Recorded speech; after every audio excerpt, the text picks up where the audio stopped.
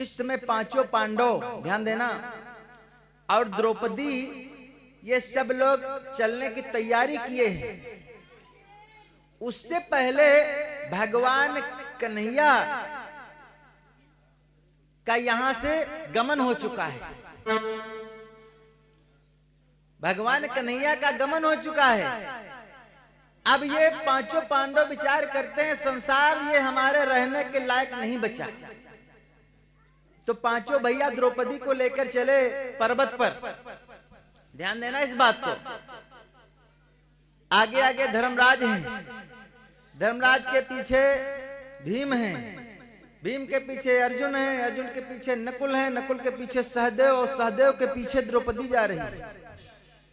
ऐसे एक पर्वत पर पहुंचे जहां पर इतनी ठंडक है कि उस ठंडक से शरीर गलने लगे। एक का नहीं, सबका शरीर गलने लगा। लेकिन क्रमशः जो पांडव थे वो थोड़ा कठोर थे, उनका शरीर हार्ड था, वो कम गला। द्रौपदी कोमल थी, इनका शरीर पहले गलने लगा। पीछे पांडवों ने घूम करके देखा, लेकिन धर्मराज ने नहीं देखा। पीछे सहदेव कहने लगे, दादा अरे द्रौपदी देखो पीछे रही जा रही हैं। धर्मराज कहने लगे, पीछे घूम के मत देखना, सीधे चले आओ। परिणाम क्या हुआ? द्रौपदी गल करके समाप्त हो गई। पांडवों को बड़ा दुख हुआ, अपने मन में सोचने लगे ये तो बड़े निर्दयी है। सारा जीवन व्यतीत किया, जिस देवी के साथ रहे, आज वो देवी गलने लगी, लेकिन एक बार घूमकर भी नहीं देखा। फिर थोड़ा आगे बढ़े, सबसे पीछे सहदेव थे। सहदेव सबसे छोटे, बड़े कोमल हैं। सहदेव का शरीर गलने लगा तो नकुल बोले, दादा अरे सबसे छोटे भैया सहदेव देखो रहे जा रहे हैं। धर्मराज ने कहा पीछे घूम के मत देखना, सीधे चले आओ। सहदेव भी गलकर खत्म हो गए। अब नकुल का नंबर आया, वो भी गलकर खत्म हो गए। अर्जुन का नंबर आया, वो भी गल गए। भीम भी समाप्त हो गए। अब बचे अकेले धर्मराज। जब धर्मराज वहां पर रुकते हैं, बचते हैं, वहां पर एक विमान आया और उस विमान पर महाकाल बैठा हुआ है। महाकाल ने धर्मराज से कहा कि महाराज आप आओ बैठो, आपका स्वागत है। धर्मराज ने कहा नहीं, मैं अकेले नहीं जाऊंगा। विद्वानों का मत है धर्मराज के साथ एक कुत्ता जा रहा था। धर्मराज ने यमराज से कहा, महाकाल से कहा कि महाराज जब तक इस कुत्ता को नहीं बैठाओगे तब तक हम नहीं बैठेंगे। महाकाल को कुत्ता को भी बैठाना पड़ा। धर्मराज के साथ कुत्ता भी सशरीर स्वर्ग को चला गया। बोले गोविंद भगवान की। यही तो है अच्छे लोगों की संगत है। आप एक को दिन जिंदगी में यहाँ मुहिमा दारू ना लगाए हो और दारू के ठेका पर 3 दिन जाए खड़े हो जाओ, खाली अंदर जाओ लौट आओ, तो कम से कम 4-6 लोग सोचे लगे यार तो रोज आओ का मतलब पियत ही चुपे चुप। संगत का असर। जब लेकर के धर्मराज को चले तो सबसे पहले धर्मराज को, इनके जीवन में पूरा स्वर्ग ही स्वर्ग तो है, धर्मराज के जीवन में स्वर्ग है, लेकिन इनको लेकर जब निकाले तो थोड़ा सा इनके अंदर कुछ कमी थी, जिस कारण से नरक में ले जाया गया। जहां नरक भरा हुआ है, जब धर्मराज को लेकर गए तो वहां जो नरक वाले सब भरे पड़े हैं, सब चिल्लाने लगे, ओ भैया अरे थोड़ी देर रुक जाओ, थोड़ी देर रुक जाओ। धर्मराज को रोक लिया। वो लोग कहने लगे, भाई दादा थोड़ी देर यहाँ पर रुक जाओ, फिर चले जाना। और हुआ धर्मराज के नाक में यहाँ बदबू भरी जाए। महाकाल ने कहा महाराज अब चलो। सब फिर चिल्लाए, अरे दादा थोड़ी देर और रुक जाओ। लोगों ने पूछा, भाई तुम लोग क्यों इन्हें रोकना चाहते हो, आखिर ऐसी क्या बात है? तो वो जो वहां नरक में भरे थे वो लोग कहने लगे, महाराज हमारा शरीर जल रहा था, तप रहा था। जब से ये यहाँ पर आए हैं, खड़े हुए हैं, थोड़ा राहत मिली है, कुछ ठंडी हवा आई है। संगति का असर तो है। अच्छे लोगों के पास जाओ तो अच्छी चीज मिलेगी, बुरे लोगों के पास जाओगे बुरी चीज मिलेगी।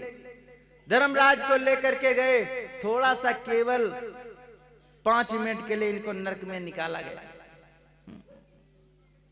हो जाती है गलती। गलती क्या इन्होंने किया? क्या गलती किया?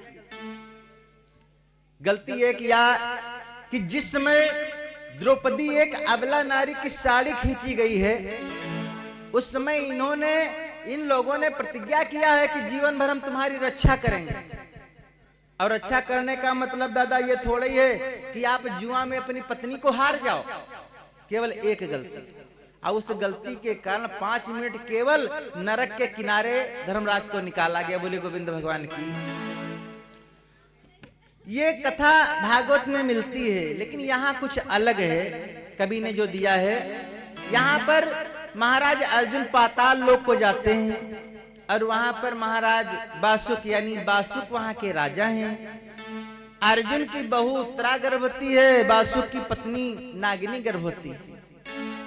तो नागिनी गर्भवती है, वरदान ये हुआ अगर बासुक के बिटिया होगी, अर्जुन के पोता होगा तो शादी, और अर्जुन के पोती बासुक के पुत्र हुआ तो शादी। परिणाम आप लोगों ने कथा भी सुनी है कि जब पांसा फेंका गया, अर्जुन महाराज ने पांसा फेंका, 25 नंबर आए। बासुक ने पांसा फेंका, 13 नंबर आए, यानी कम रह गए, अब वो हार गए। खेलो बड़े अजीब अजीब होते हैं। ख्याल में यहाँ, अब हमने यहाँ देहात में यहाँ तो बड़े ख्याल चलते हैं, लड़का खूब ख्याल है। एक खेल बिटिया लोग खेलती हैं का हम समझ नहीं पाए, तो पता नहीं का दौड़ कहती है, बस ऐसे ढकेल देती, खो। भगवान जी ने कहा खोए गवा। पहले और एक खेल अपने यहाँ सबसे ज्यादा चल रहा है, क्रिकेट, करकट। उससे पहले बहुत हिट चल रहा था कबड्डी। तो कबड्डी में जो विदेशी लोग थे, वो लोग हमारे यहाँ वाले लोगों को कहा कि ये लोग टांग खींचने में बड़े जबरदस्त हैं। कबड्डी में टांगे खींची जाती है। पहले कहते थे, बट कबड्डी मतलब वो जब बोलते थे तो एक बड़ी बढ़िया लाइन बोलते थे, गुरुजी आप क्या बोल रहे हैं, नींबू छुपालते रहे। हमारे यहाँ बोलते थे, बट कबड्डी आने दो, तबला बजाने दो, तबलम तोता पंडित जी का।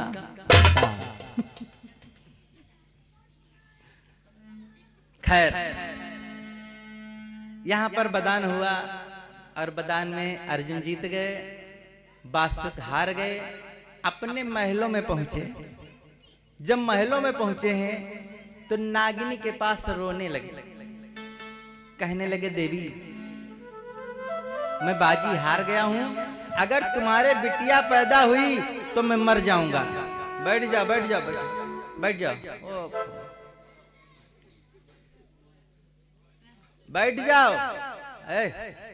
बहुत जबरदस्त हो यार, मैं ना हारल, चक्कू से मार डार। हाँ,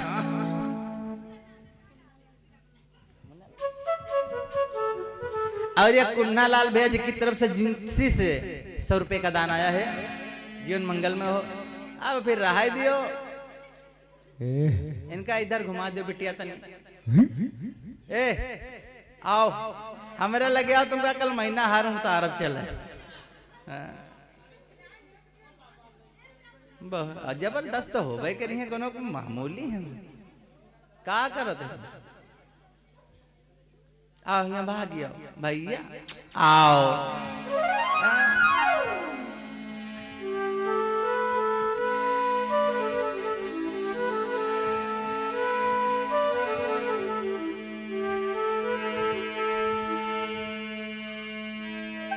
नागिनी कहने लगी, सुनो पिया हितकारी, ऐसी बातें सुन सुन के सिर में लागे ठोकर भारी। महाराज ऐसी बात कहते तुम मर जाओगे, मेरा क्या होगा? लेकिन द्रौपदी पर विपदा पड़ी, तेरे श्री रघुवीर संकट में साक्षी भय, अक्षय करत दियो चीर। जिनके दुख की महिमा दुख ब्रजराज हरो है, और पारथ के भयो कुंवर परीक्षित नाम धरो है। नृप रहो द्रव्य लुटाए और बासुक के कन्या भई, सो नागिन ने लई छिपाए, पति से बोली बचनियो। नागिनी के बिटिया भई और नागिनी ने लिया छिपा। जो दास दासी थे सबको पैसा दिया, अपने बस में कर लिया। कहा महाराज से मत बताना, अगर मालूम हो जाएगा तो वो मर जाएंगे। समय व्यतीत होने लगा। एक दिन की बात भैया, कितना समय बीत गया?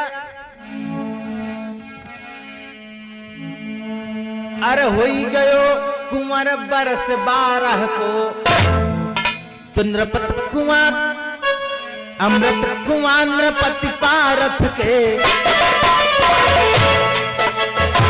अमृत कुआं नृपति पारथ के, पहरा विकट सवायो है।